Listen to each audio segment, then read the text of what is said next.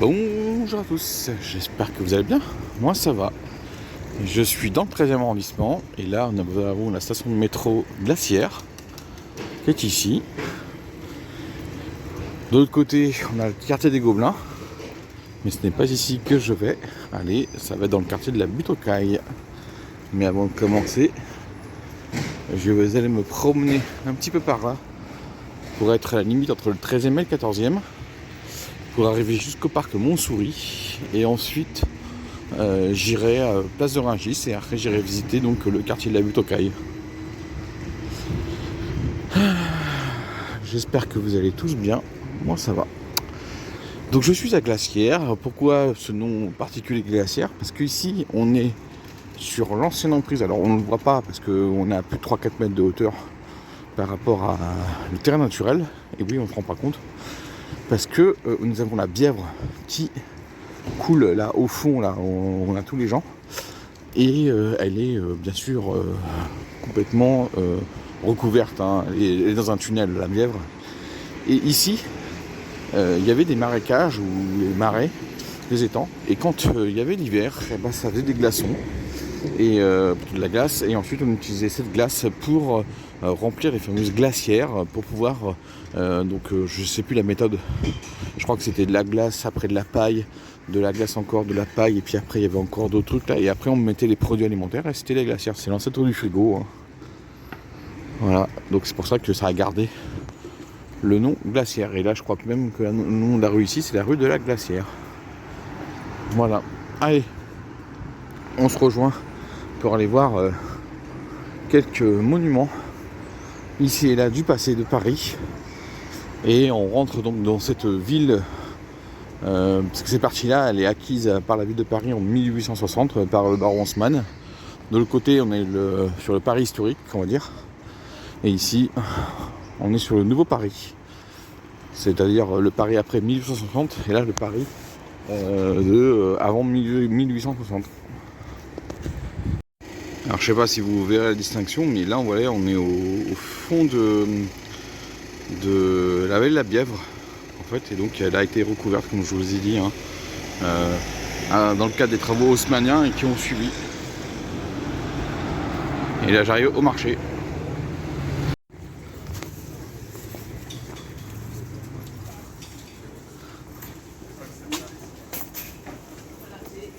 Tu me mets copieux, hein?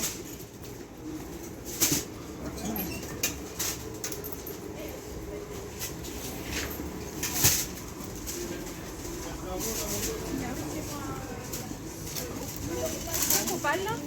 Une tasse propane?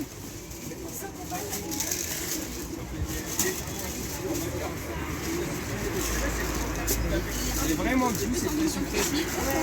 Sinon on a les oranges à jus.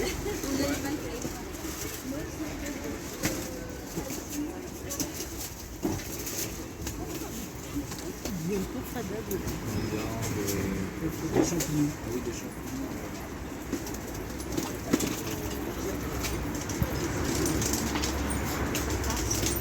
Ciboulette, c'est pareil. 12 bananes. En fait, il faut savoir que je savais pas que c'était le jour du marché aujourd'hui. Alors, il y a 88 marchés à Paris. Et en fait, je sais pas trop où il se situe. Donc, je tombe par hasard.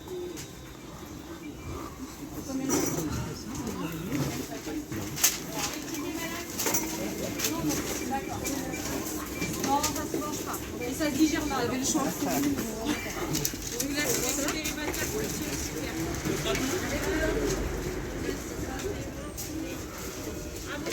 Désolé si je passe un peu vite. 2 cassis. Et 2 framboises. Mais je pensais pas tomber sur le marché. Avec ça?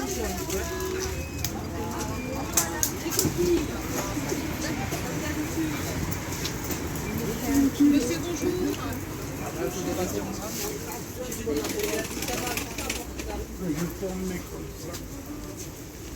Il a eu son diplôme. Pardon. Oh, un chauffeur. Pardon. Bonjour.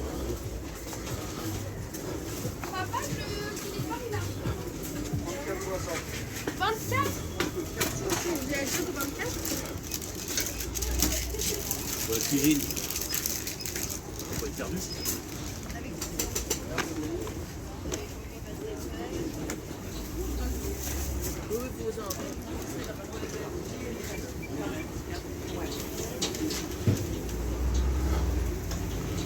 Ah, je découvre avec vous le marché, hein, je ne le connaissais pas du tout.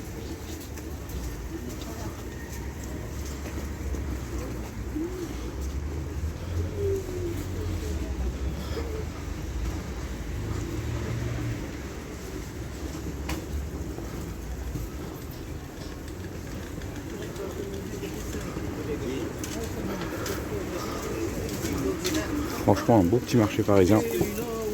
Arrête.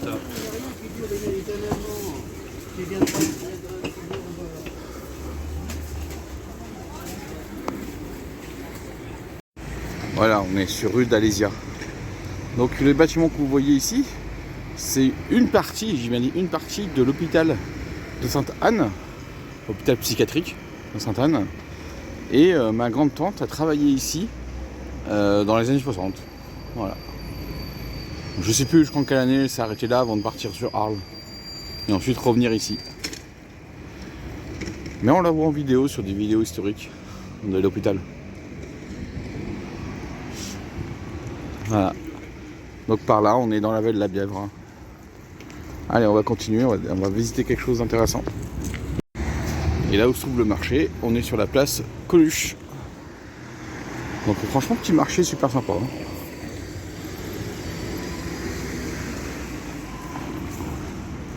On va aller tranquillement sur le parc de Montsouris.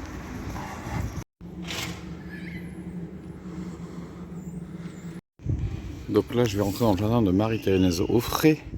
Donc c'est un jardin un peu spécifique que ce que vous avez pu voir vite fait, mais je vais vous montrer après. Et Marie-Thérèse Offray est une peintre du XXe siècle et qui fut résistante pendant la Seconde Guerre mondiale et qui a permis de faire le ravitaillement entre Paris et la Normandie. Et là, dans le cadre de ces aménagements, on va découvrir quelque chose. Il y a un petit morceau qui est juste là, mais on verra plus tard. Voilà, on doit le voir ici. Et oui, ce que vous voyez, c'est un morceau de l'aqueduc romain. Le lac-duc que je vous avais montré quand j'étais à Arcueil. Le fameux aqueduc romain qui alimentait les thermes de Cluny pour Lutèce. Donc là, on a le l'aqueduc gallo-romain et là, on a l'aqueduc de Marie de Médicis. Voilà, c'est les quelques traces qui restent. Je vous montrerai là, juste en face. Ils ont voilà un morceau de l'aqueduc. Donc ça c'est celui de Médicis. Je vais voir si de l'autre côté je peux encore voir quelques morceaux.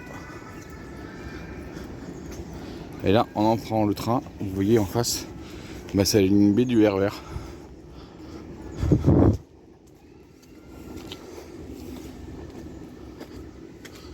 Alors, on va regarder si de l'autre côté, comme je vous ai dit, on peut voir des traces encore de l'aqueduc. Sinon, je vous montrerai au niveau de l'immeuble qui est juste à côté. On a des jardins familiaux ici. Oui, regardez. Voilà. Quelques traces dans l'ancien aqueduc. Hop. Regardez. Voilà. Ça, c'est les traces de l'ancien aqueduc de Médicis. Qui est juste là. Et je vais voir pour l'aqueduc romain. Un gallo-romain qui doit être juste là.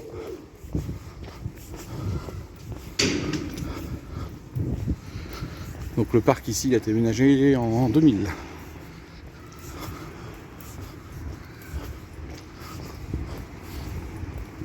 Alors vous voyez, c'est juste là. Donc on va aller voir les deux autres vestiges.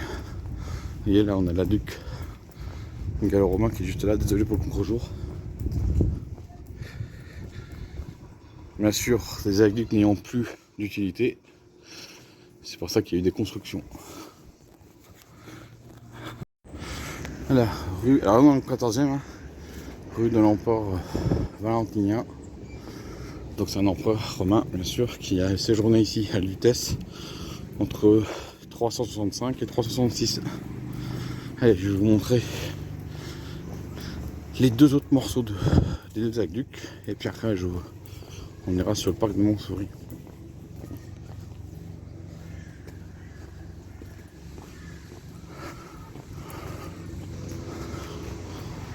Regardez là, l'aqueduc. Voilà. Et l'autre morceau, il est juste là.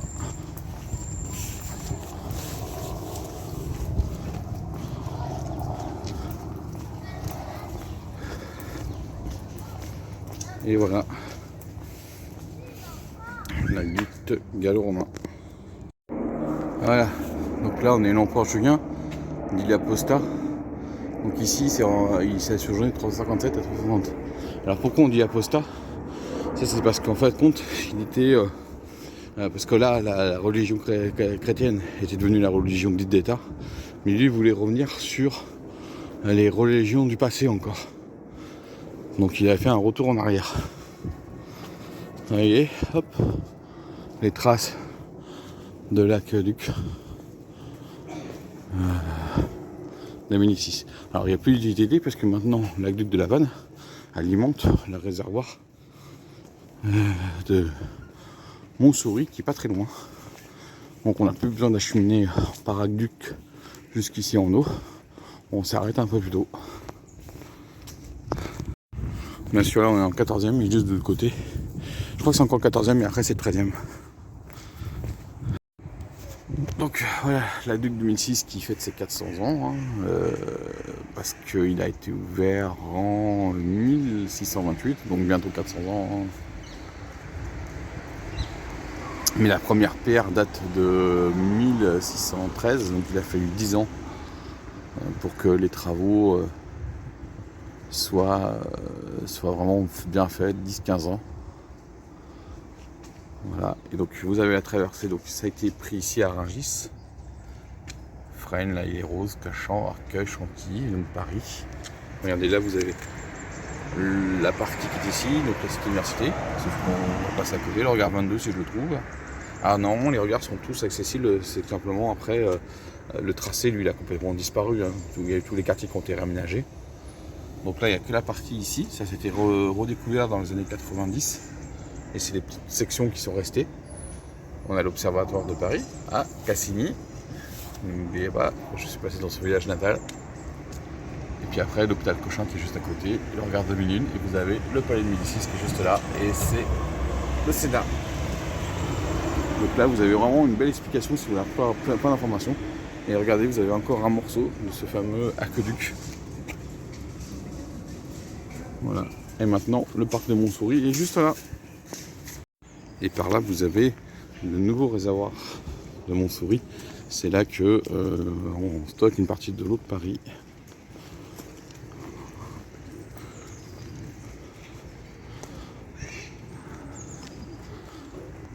Voilà, donc moi je vais rester que sur une partie du parc Montsouris parce que je pense que de l'autre côté du RER B, qui est juste là, hein, je ferai l'autre partie du parc une prochaine fois.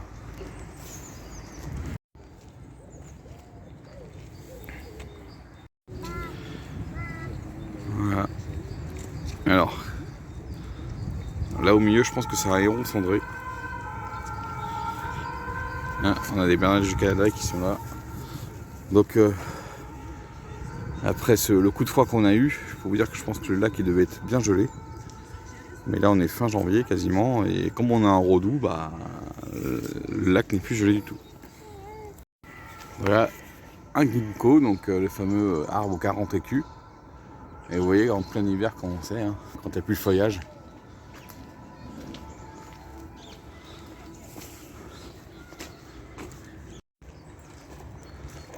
Derrière la bernache, il y a une autre voie, mais je ne sais plus ce que c'est.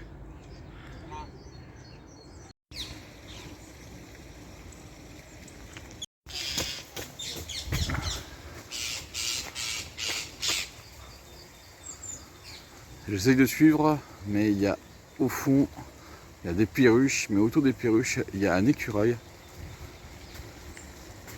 Donc, je sais pas si vous verrez, je crois pas. Mais tout autour des perruches, en fait, il y a un écureuil avec quelque chose dans la bouche et les perruches essayent de l'attaquer. Et franchement, c'est pas facile à voir. Ils sont tous là-bas. Moi, je le vois, mais vous, je pense que vous ne le verrez pas. Hop là. Petit canard colvert.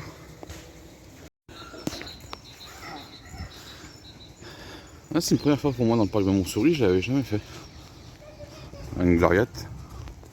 Mais là j'ai un contre-jour et c'est pas facile de voir. Et là on change d'ambiance complètement. Parce qu'on est toujours dans le parc de Montsouris. On est toujours de l'autre côté de la ligne B du RER, qui est juste là. C'était la gare du RER, Cité Université est juste là. Oui. Voilà, elle est là la gare.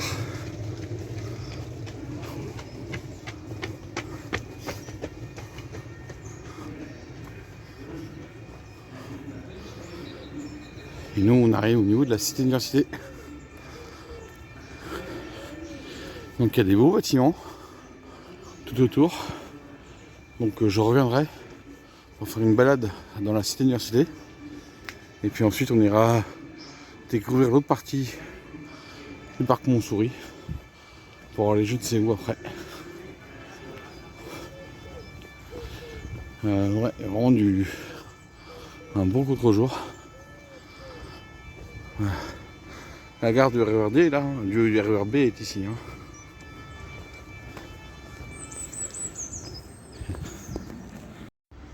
Voilà, regardez, on a un cèdre bleu là-bas, mais alors est-ce que c'est du Liban ou de la classe? J'en sais strictement rien. Et là, il y a des rosiers ici. C'est pas saison, puis là, je vous dis, les bâtiments, je vous montre pas les bâtiments de la Cité Université. On reviendra une prochaine fois. Voilà, allez. Alors maintenant, je me dirige en direction de la place de Rungis. Voilà, en dessous, on a la petite ceinture, mais cette partie-là n'est pas accessible au public. Voilà, donc là, je suis sur un chemin de randonnée, le nord-sud, ou le sud-nord. C'est la traversée de Paris, numéro 2. En fait, il existe 4 traversées de Paris. Le nord-sud, là où on se trouve. Le est-ouest, mais rive droite, rive gauche, donc c'est le 3 ou le 4. Et on a... non, c'est pas le 3 et le 4, c'est 1 et le 4, parce que le 3, c'est les collines nord de Paris.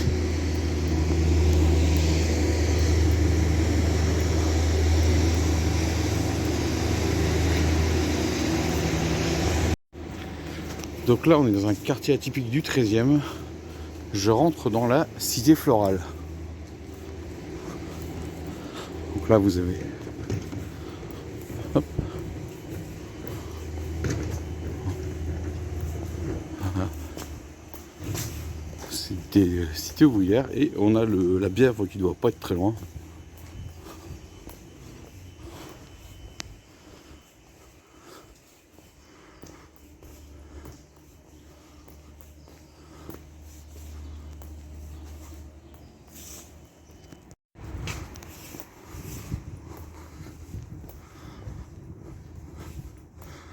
Là d'un coup, on n'a plus l'impression d'être à Paris.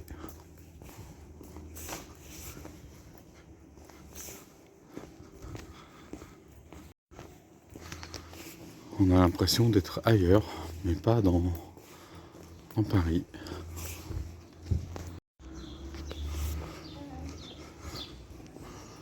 Alors c'est tout petit, hein, la cité florale. Hein. C'est 4-5 rues, hein, pas plus. Hein. Et vous verrez dans la ville, il y a plein de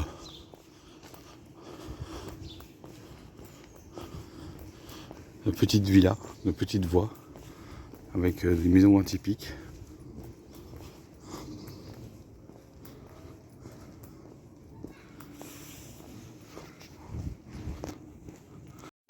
Ça devrait être très beau au printemps quand les arbres sont fleuris et les fleurs elles plantent tout ça. mais c'est super calme. Allez, on va maintenant sur la place de Rungis, qui est juste là. Et c'est le projet d'amener la ligne 5 ici.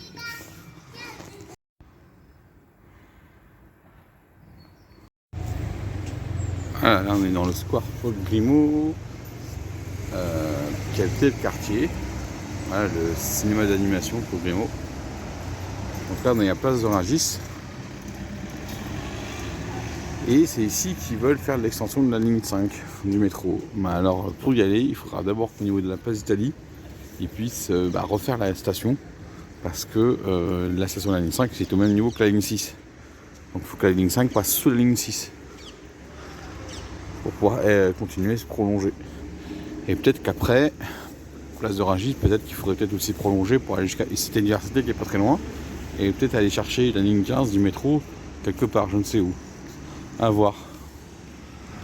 En tout cas, voilà, place de Rungis. Allez, maintenant, on va aller au sommet de la butte aux Creilles.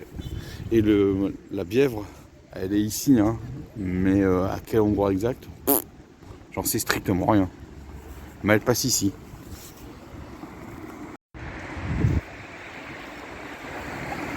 Donc là, je me dirige sur le sommet de la butte aux Creilles. Bon, les amis.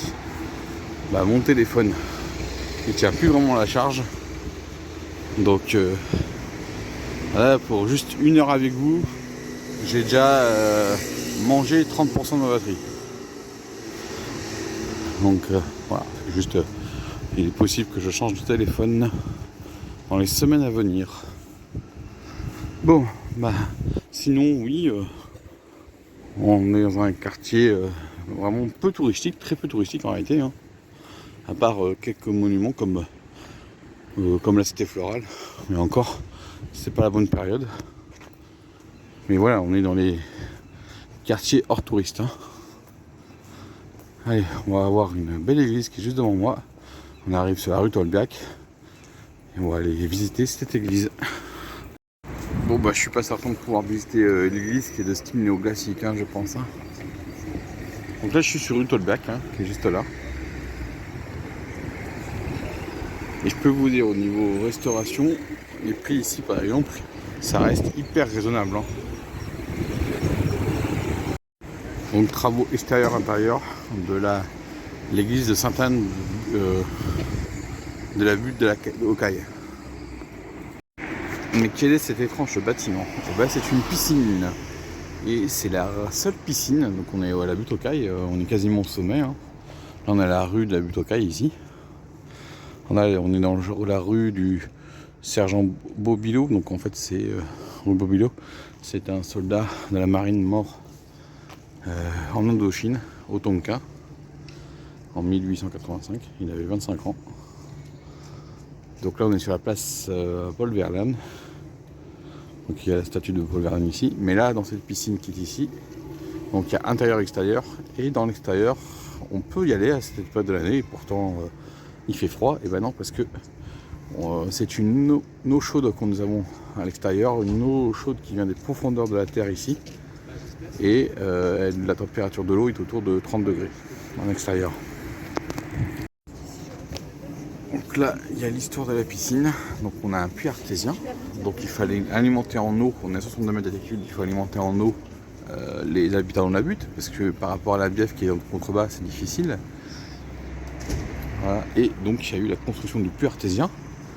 Donc le forage a été décidé, ça a construit pendant presque 10 ans, on est monté à 532 mètres, on est descendu à 532 mètres, et puis en fin de compte, il fallait en fait faire 50 mètres de plus. Et l'eau a jailli, elle est légèrement sulfurée, et tiède à 28 degrés quand même, 28, donc voilà. Et on a 6000 m3 d'eau par jour, hein, combien de 103. En fait ça a perdu de son utilité en fait, et en fin de compte ils ont construit une piscine, et c'est le puits artésien, donc je vous dis à 582 mètres, qui alimente cette piscine, et c'est pour ça que vous avez de l'eau chaude, donc de l'eau pour le dehors en extérieur, pour 30 degrés, voilà, 28 degrés.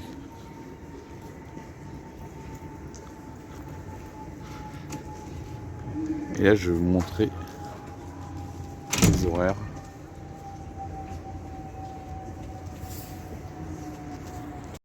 Non, ça c'est la sculpture du sergent de génie Bobilot.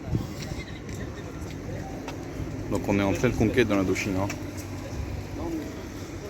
Et là pour le moment c'est fermé, c'est une fontaine à eau. Alors là ils sont en train de faire la maintenance. Mais c'est pareil, le puits artésien aussi. Et en fait, on a de l'eau ici, de l'eau de source, de profondeur qui revient. Et on peut bien sûr s'alimenter en eau, mais là il faudra attendre que les travaux soient finis pour pouvoir puiser en eau. Voilà, donc là on est vraiment au sommet de la butte aux Cailles. Donc presque 70 mètres de hauteur. Et ces plaques commémoratives nous rappellent que c'est ici que, par une montgolfière en papier, le 21 novembre 1783, donc le début, on va dire, de l'aviation, d'abord en montgolfière et puis après l'aviation moderne qu'on connaît, mais le début du vol, on a eu ici, donc ces Filâtre de Rosier et le marquis d'Arlande s'envolèrent de la Muette pour atterrir ici sur la butte aux Cailles. Ici on est à la butte aux Cailles, c'est encore des champs, il y a encore des moulins, des champs. Là je vous dis, toute cette zone-là a été construite au 19e siècle, il n'y avait rien, quasiment rien avant. C'était des champs, c'était de la campagne, tout ça. Et le vol a duré une demi-heure pour 9 km. Donc c'est le premier vol aérien avec des humains. Et là on est dans la zone d'atterrissage. Donc c'est bien le square Henri Roussel 2001, la création. Donc deux parties, celle qu'on a vu un peu ici qui était surtout pour les bouddhistes, et là cette partie-là. Et c'était le préfet, donc le président du conseil général du département de la Seine. Donc je vais vous montrer le buste. Donc là on est plus aire de jeu pour les enfants ici. Et là je vais vous montrer le buste qui a été réalisé un an avant le décès de Monsieur Roussel. Désolé pour le contre-jour.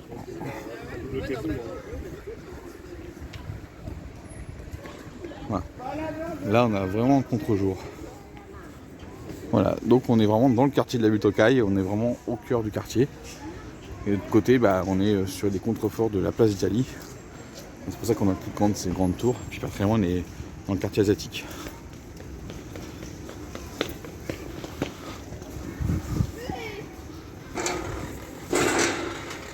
Voilà, la rue de la butte aux Cailles. Voilà, je vais terminer ma petite balade. On va se diriger tranquillement sur la place d'Italie. Donc là, on est au passage du Moulin des Prés. Comme je vous ai dit avant, il y avait les anciens moulins.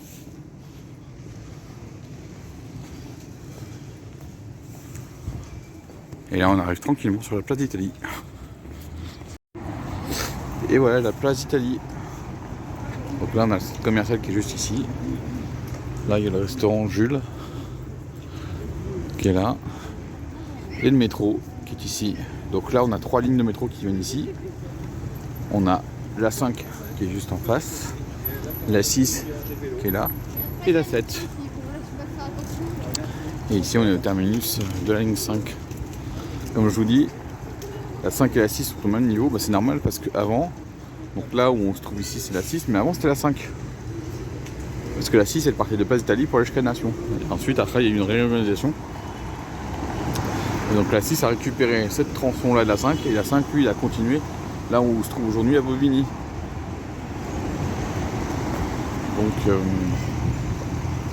Donc voilà. Donc s'ils veulent faire le prolongement de la 5, c'est-à-dire traverser la rue, suivre la rue Bobilot que je viens de faire, à pied tranquille, il faudra reconstruire la station de la ligne 5. C'est obligé pour la mettre plus basse que la ligne 6. Et en face de nous, on a la mairie du 13e. Et tout ça qui est derrière, c'est le quartier des Gobelins. Donc c'est toujours dans le 13e. Et ça sera une prochaine vidéo parce qu'il y a les biens nationaux qui sont ici. Les ateliers de Gobelins. Tout ça. Donc on ira voir ça une prochaine fois.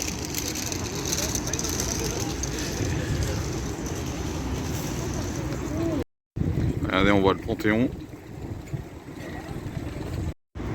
Voilà, je suis encore sur la place d'Italie. Donc là, c'est toute une zone que je n'ai pas encore visitée. Là, on a le quartier des Gobelins qui se trouve ici. Au fond, là-bas, il y a un mariage qui est en train de se faire. Là, il y a un restaurant que j'ai vu qui serait intéressant, mais c'est pas ouvert avant midi. Pour au niveau de la partie restauration, c'est pas grave. Oui, puisqu'il n'est pas encore midi au moment où je suis en train de faire la vidéo. Mais il se rapproche plus très loin, hein, parce que ça va bientôt faire 2 heures que je me promène ici. Et